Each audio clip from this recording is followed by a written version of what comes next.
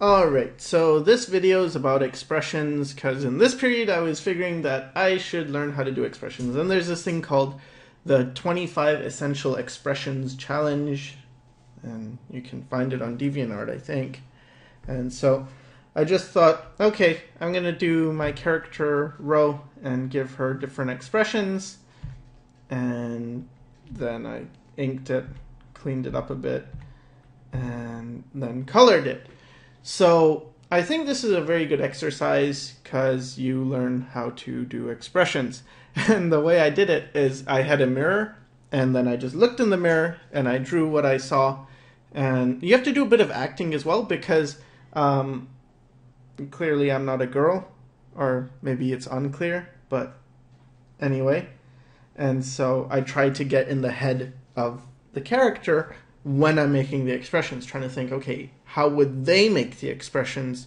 And then I make that face. And anyway, I think it's better if I just show you. So here's a video of how I would go about doing expressions. Okay, so here I am, and I'm just drawing. And this is how I do expressions. I basically look in the mirror, and right now I have a camera off to the side of the mirror, but just by a bit.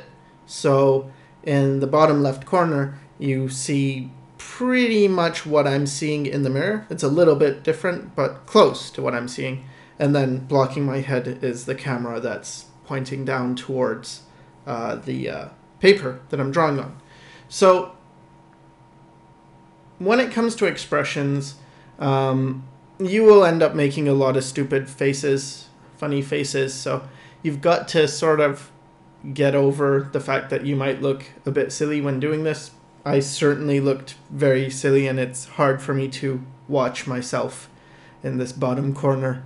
But anyway, that's just part of it, and you have to get over that. And then I'm also stylizing it, so I'm not drawing it perfectly realistic. I'm converting it into my style. And you can really change this to any character. The most important things, and this works for if you were doing a stick figure as well, like just a very basic, almost like a happy face with eyebrows. The things I would pay attention to that help me translate an expression are the eyebrows, most importantly the eyebrows, and then the mouth is very close second. And those are the two things I would pay most attention to, the eyebrows, and including the eyes, I guess. But the slant of the eyebrows, whether they go down in the middle or how they work, if they have creases, and then the mouth. And then second to that would be, or third to that, tertiary, would be the nose, if the nose is creased, or the lines that you get on the side of the, on the cheeks. That's important. And then the creases in your forehead, or wrinkles in your forehead. And then if you're drawing older characters, basically more wrinkles, like on the crow's feet on the side of the eyes. Those become important as well. But primarily, just look at the eyebrows and look at the mouth and see if you can get those. Because if you can get those down, most of it's done. And sometimes I will go into closer detail, like I did with the mouth, where I was unsure of, exactly what that looks like, and I wanted to figure it out more. And then, yeah, you just got to apply it to whatever character you're doing. So keep in mind the facial structure of that character. And I would say expressions aren't something that are really for beginners, because they already require you to, at least if you want to do it well, to know some facial anatomy and head structure. You should be able to draw a head fairly easily.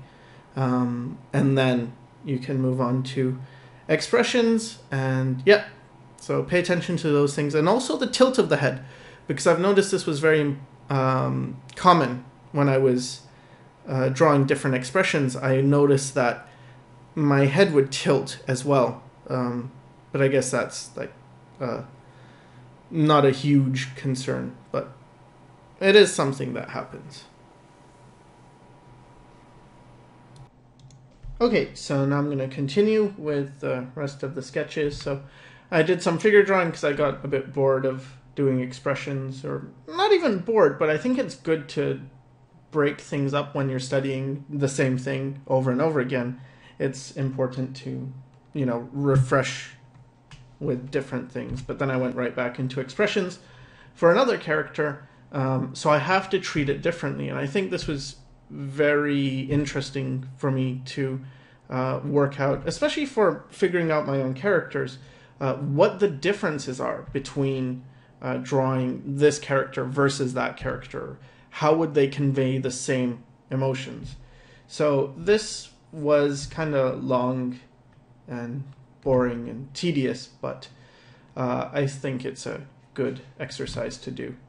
And I learned a lot from it.